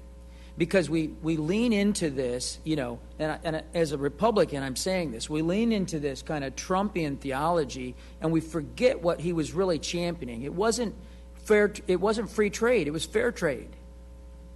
And so what we've got is a legislator not advocating fair trade. And so we go back to school finance lawsuits, and we had two factions. You had the factions focused on equity, and you had factions focused on efficiency, the efficiency fighters and the equity. And they came together with their two attorneys, and they went before Judge whatever, and they created their case. And while it wasn't considered unconstitutional, it went to the Supreme Court, they said that it needed to be fixed, right? And what happened in that word efficiency, the right said, well, we need to spend our money more effectively. So what they've come up with is the way that we're going to spend our money more effectively is we're going to say that public schools get a basic allotment of $61.60, and we don't think they're spending their money effectively, and we want choice. So what we're going to do is we're actually going to give people more money to go outside of the Constitution, and they're going to give them more money to go to another option. And I still think the scenarios of, play out a scenario that says that a single mom that works a job and has an elementary school, middle school, or high schooler, and she gets $24,000 a year, but she has to use it for certain things, and how are those kids going to get to school?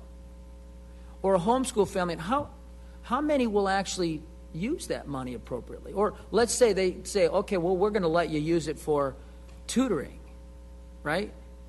Well, listen, we would love to have extra money in Title I campuses for tutoring for families that can't afford it, right? Because it does make a difference. You know, I've been a part of, corporate work for a while as an executive, and I've seen massive reductions. You issue in a location, if you are going to issue a reduction in force, it's a certain percentage of your employees. It's called the WARN Act. It's based on a judge, but you basically have to notify them that you're reducing the force, and then you have to give them a certain severance. And there's nothing more emotional than doing that.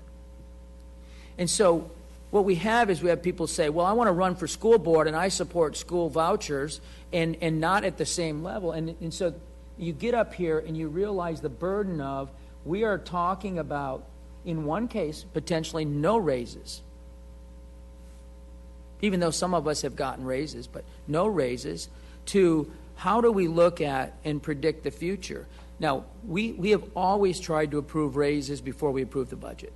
The reason is that our, as Sheila can tell you, teachers have about 45-day period after the school year ends to make a decision to move to another district without any intervention by the school district or any sanction. After that, the district could sanction them, and that's just a function of staffing, modeling, that type of thing. It's not an intent to prohibit people from their career. And so we have districts that will be putting things on the table. We have nonsensical things taking place in our environment. What's happening at South Lake Carroll with TASB. If people only knew how much money TASB saved us over the years in litigation fees, in rewriting policies that are policies that have to be rewritten because of the legislature, right? It's a significant amount of money that's saved. So we've got this nonsensical mindset going on. And so we sit here, we go, okay, well, we're being told that we don't spend our money well, and so we'll give parents school choice, and we're going to give them $8,000 at the basic allotment $6,160. I mean, does anybody get that math? And if anybody thinks that math makes sense, they should not vie for sitting at a table like this at any school district in this country. It's just foolishness. Now, I'm saddened too about where we're at, but I'm actually not nervous. So what's happened over 9 years is it's never been as bad as we thought it would be. And we are in the business of, as a governmental entity, assuming the worst. We have to assume the worst. Dr. Moses said one time, Dr. Rogers and I met with him. If you don't know, he was Commissioner of Education under George Bush as governor. And he was telling Kevin and I at lunch that if you don't pay for public education appropriately, you're going to spend your money in society. You're just going to spend it on other things. And they're not good things, right? When I was elected to city council, I went to a training session, and it was the mayor of, where's the big prison? Huntsville. Mayor of Huntsville. He was telling me, he and his wife at dinner, that they're the largest education system, one of the largest education systems in Texas. Interesting. I don't think that's where we want to be, but that's the reality of our world. That's why the Constitution says a general diffusion of knowledge being essential for the rights and liberties. So bring on your ESAs, bring on your parental choice, and you know what? Give us the same thing. And I think that you'll find that we can compete effectively. What's at risk here? How are parents going to get kids to school? We spend over $14.5 million of the basic allotment we get for transportation. $14.5 million. By the way, how many open charters offer public transportation? 0. So how are the kids that they think are in need from a lower SES perspective, or a family unit that's not both parents or any parent? Of those of us who've spent a lot of time mentoring in Title I campuses, you find out that sometimes when a kid's talking about their parent, they're actually talking about foster parents or grandparents. So how are these kids going to get to school? And then what about the special ed kids and the special needs kids? So, we forget, I think, again, this is my example or reference to the book of Acts, is we forget sometimes when the legislature gets down there and they sit there in a desk that has the Star of Texas, the crest behind it, and they wear their little pins, and they forget about the kids over at Teams, where we have educators wearing helmets, and we have a high number of teachers out on leave because they've been injured.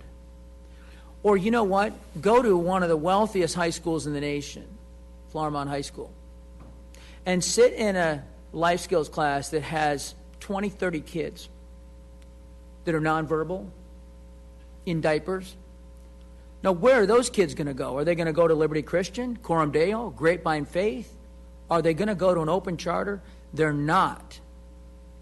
They're stuck. They're captive here. And so what has happening is this siphoning off. If the legislature thinks the answer is $8,000 for someone else, then the answer for us is $8,000. I hope that every person that's running for school board in the state of Texas is in front of the legislature saying, okay, fine. Lieutenant Governor. Follow through on it, but give us 8,000. And let's see if we can compete on fair terms. And by the way, let's have them take the STAR test. Oh, and by the way, why don't we have those school choice options teach dating violence and sex trafficking and hormone growth and development and other things that get perceived as controversial, but people forget that it's actually the red legislature that has put into place Senate bills and House bills that require these things to be taught. I think it was a great slide that you guys put together that showed the programs, right? We get confused and flummoxed around, well, it's about reading, writing, and arithmetic. Well, at what level? You want your kids to go to A&M, UNT, even NCTC, right? You find a lot of times you get remediation going on in English, and so you go to a university and they say, hey, why don't you go to a JUCO and get remediation in your lower level classes that start with a 1. And then what happens is we say that, well, if we just stick to the basics and we fund the basics, and then think about your kid. Well, my kid's not going to go to A&M. My kid's going to be a welder. Oh, where are they going to get that? Oh, we have 77 options for kids, certifications. I think something like that.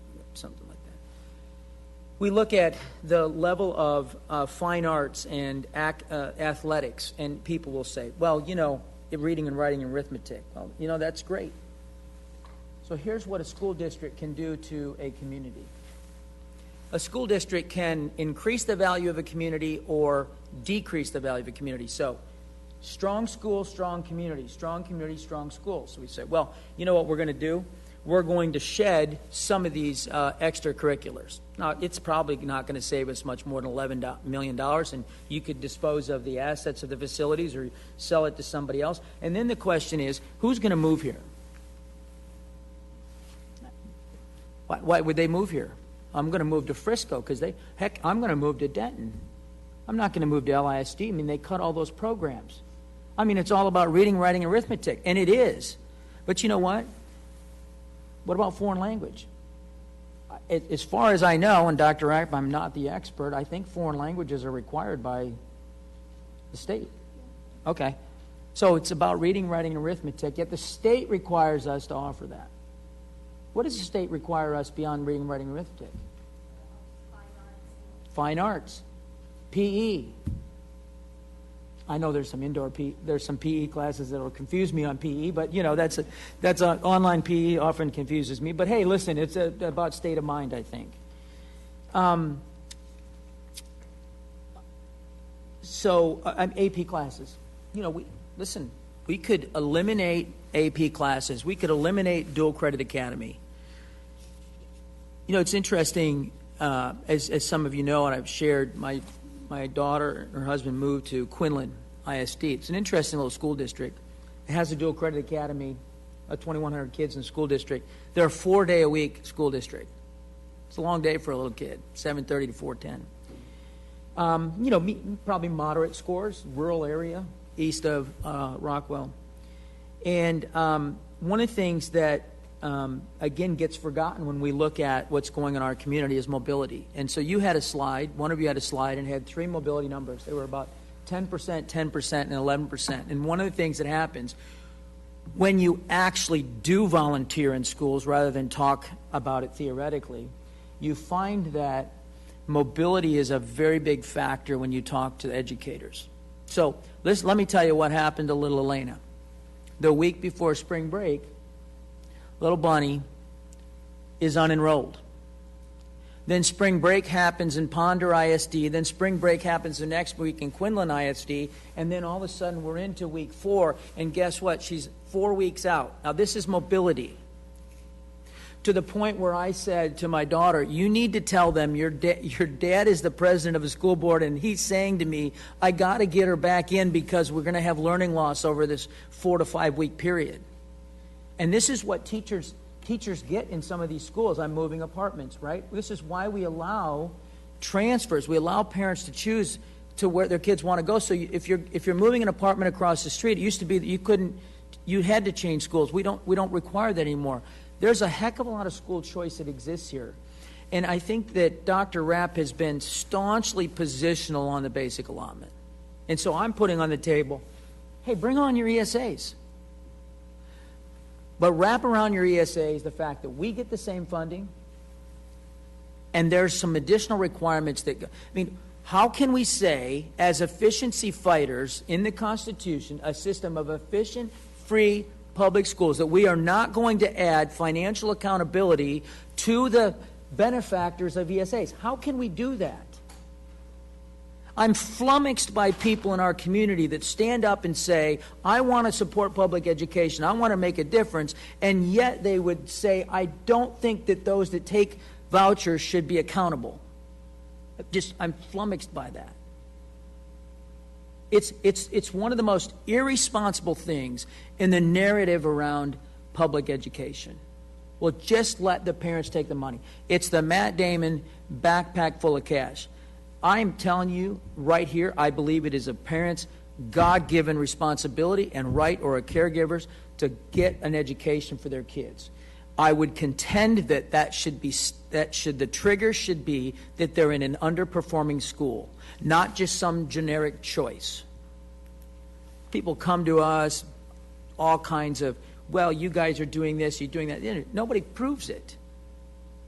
And so what happens is the legislature gets in session, they put their little pins on, they go out there, and they start talking about this because they made some promises because they've forgotten, which is what Stephen was saying in the Bible. You forgot this. And I think they've forgotten what we're talking about here. This notion of choice, ESAs, I mean, listen, you cannot find a school choice option for $8,000 a kid. And add to it the athletics, and add to it the booster club fees, and add to it the book fees, and add to it all the other things. Here's another thing that gets some attention that sometimes befuddles me. And I know it's gotten some attention recently. This is no criticism to anyone on the board. We hear this all the time. Well, teachers, when we talk about raises, either they have to spend money on their classrooms. Right?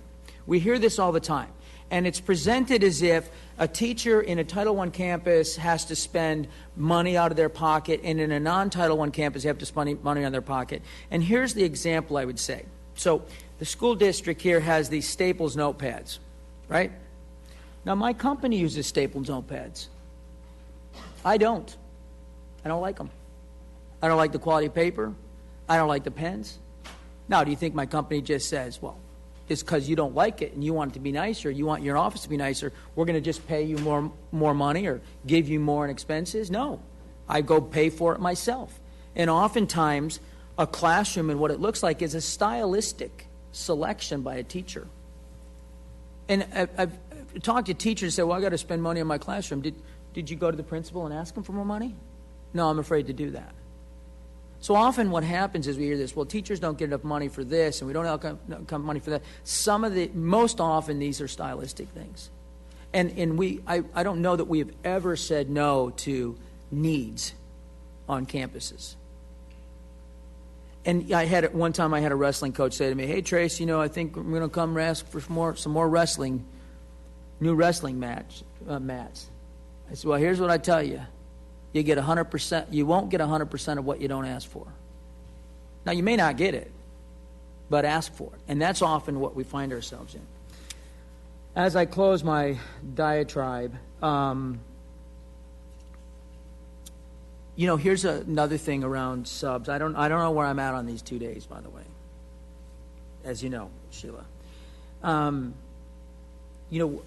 of the things we found when we were dealing with subs a number of years ago is parents tend to, and I get it, my wife did it, they want to sub in your kid's school. And so I remember we had meetings back in the Marauder room, right, work sessions where we were talking about, how do we get subs to go to other, this is kind of before the current dilemma, how do we get them to go to other campuses and, to drive farther? How can we incentivize them to do that? And I think what you have is that, there's a general, just a natural thing that happens is that you have in Title I campuses, you just have, sometimes because they're lower, that by definition they're lower SES, you just don't have as many parents volunteering to be subs in those schools. And so you see some variations in staffing there. I think that are somewhat organic or natural. And I'm not saying that we shouldn't try to fix them. I think we should. I'll close with, this promise of ESAs. They're talking about 23,000 students the first year and 42,000 by year 3, which will cost the state $1 billion. Just to put in perspective, if you take some reductions in COVID in staffing, we're at about 5.3 to 5.4 million school kids in Texas. It's a very small number of kids. I mean, this massive discussion that we're having is intended to affect a very small percentage of kids. By the way, not even 10%. So, and we're going to spend $1 billion on it, and yet we're not going to apply accountability to it. And we're here having a discussion about our budget, trying to be accountable, pleading with people that will critique us to come forward, meet with a board member, meet with our staff, meet with our superintendent, and show us where we can save money. Because here's the deal. The legislature may put you all, Christy and I won't be here for it, in a position where you're going to have to cut those programs. You're going to cut AP classes. You're going to cut dual credit academies, and then ask, how much money did we save kids that didn't have the money to go to college? How much money did they save for taking AP classes? And remember, here's another thing we did. Dr. Rapp was very involved in this. We did dual credit. So it wasn't just AP classes, but the partnerships that were established with NCTC and Collin College to provide dual credit capabilities so that kids could not come out of high school and start incurring a massive amount of debt. We made those investments because we believe that there's a system that needs to be in place under the Constitution, and we thought we were conforming to the Constitution and the requirements of our legislature, and via proxy through TEA. So I would close with this. I know that we're talking about a material amount of money. I hope those that evaluate us come forward in the next few weeks, because we're going to vote on these raises April 17th. I think that's the date, right? We're going to vote on them. It's not going to be an option. Now, we can talk about it in the next meeting, which we probably will. We can debate it in open forum on the 17th, and we're going to vote on raises. And, I fully appreciate that when the body comes together, the body will make the best decision, whether that's option 1, 2, or 3. If it's option 1, 2, or 3 plus stipends, etc., I'll leave that to another day. But I just want people to be very reflective over the next few weeks. We have, between now, the 28th, and the 17th, an opportunity to really, I think, do a couple things. One, really dig deep into this. And I'm asking our community to dig deep into it. And dig deep into your hearts, by the way. Not your opinions, not your political ideologies, not your faith ideologies. Dig deep into your hearts and think about every kid. One of the things that Dr. Waddell left me was a coffee talk. Remember, he used to do those? And this was a time right when he was retiring. He was, around in November when he announced his retirement. But we had, I don't know, Lori, the band competitions or soccer. We had a lot of things where he was going to, right, like you do.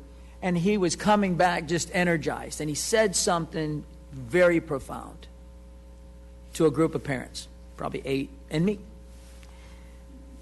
Every child in LISD has a name. So people think, well, some of those kids should be able to go someplace else. Okay. When the governor says, well, we're going to fully fund public education, what he's saying is we're going to give a basic allotment of $6160. We're going to give $8,000 to vouchers. And so that he thinks is fully funding it. And then if you say, well, a campus loses 50%, and it's not an underperforming campus, by the way, but they lose 50% of their kids. And then you say, well, you know what, at an elementary school, why don't they have specials? Why don't they have choir? Why don't they have art? Because capacity in a school drives the choice, correct? The more kids you have in a school, the more options you have for those kids to explore each learner. And I think, one of the benefits of strategic design was that we actually started looking at kids learn differently. So diversity is about more than just what people think it is. It's about special ed. It's about learning styles. It's about religion. It's about disability. And so what gets lost in this discussion of other options is the least of these. That's what gets lost in it, because the least of these are not going to leave. They're just not. And so I appreciate this board. I said it last meeting. Gary sat here and told us that this is a good team. And we'll make some good decisions in the next couple months, and you all will make some good decisions after that. I know they're tough decisions. Christy and I have done this 9 times, and we've had to hire 2 superintendents, and we fought the Common Core battles, and we fought other battles, and so this one weighs pretty heavy. I mean, relative to the others, frankly. But I'm going on this diatribe to just ask people to be very reflective and think about this over the next few weeks. And you know what? There is an element of trust that has to be applied. I don't have a problem casting a vote, whatever that is, on the 17th, and calling 6 people on their cell phones. I hope everybody would do that. I hope everybody in the audience is calling those people on their cell phones. And if you don't have it, give me a call, because you need to reach out to them, because that's what they promised when they ran. The Constitution says it shall be the duty of the legislature. We are a political subdivision, burdened with many things placed on them that are unfunded, that they will not require of those that receive more money. I think that is a profound infraction by the people in Austin making decisions right now. With that, I'll turn over to Dr. Rapp. I'm just going to, close us out and say, ultimately, I am extremely proud to stand alongside each of you. And there's no doubt that we stand for kids. And frankly, kids are our future, and you can't put a price on that. And you all have put the district's money where it belongs, which is on students and staff and quality programs. And I know that the information tonight has been tough, but I'm absolutely confident that we can navigate this together, because we have a great culture in LISD, and we take care of our staff, and we pay them as competitively as we can. And I just assure you that I will do everything in my power to get our staff also to make those calls and talk to our elected officials about increasing the basic allotment. So thank you for your time in preparation for tonight, and thank you for your heart for the kids of the Lewisville Independent School District. Thank you, Dr. Rapp. Ms. Maloney, Ms. Smith, all of the staff that are here that helped prepare this, you're all sitting out there. Thank you for this. This is where the rubber meets the road, and where, one of the things is people talk a lot until they have to raise their hand to the Constitution. And 7 of us have to do that. And this is a heavy burden, because what happens in the next month lasts for a long time. It will affect attrition or promote retention. It'll affect educational outcomes. It'll affect staffing. It'll affect tax rates. And so it is extremely multidimensional and not as simple as some few talking points. And so, and I'm saying that as a reminder, as someone who sat next to the Commissioner of Education in the Commonwealth, who got her job because her governor won the election over parent choice and had a extremely profound view of what that ultimately meant to Glenn Youngkin in being able to deliver on educational outcomes for the Commonwealth.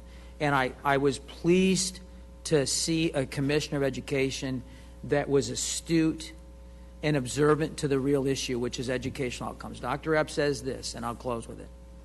If kids are hungry, tired, sick, scared, or don't come to school, we can't educate them. here's what I would offer. If kids are hungry, tired, sick, scared, or don't come to school, they're probably not going to be using ESAs. Probably not. It's a reality of it. So, with that, if there's no further business, this meeting is adjourned. The time is 8:04 p.m.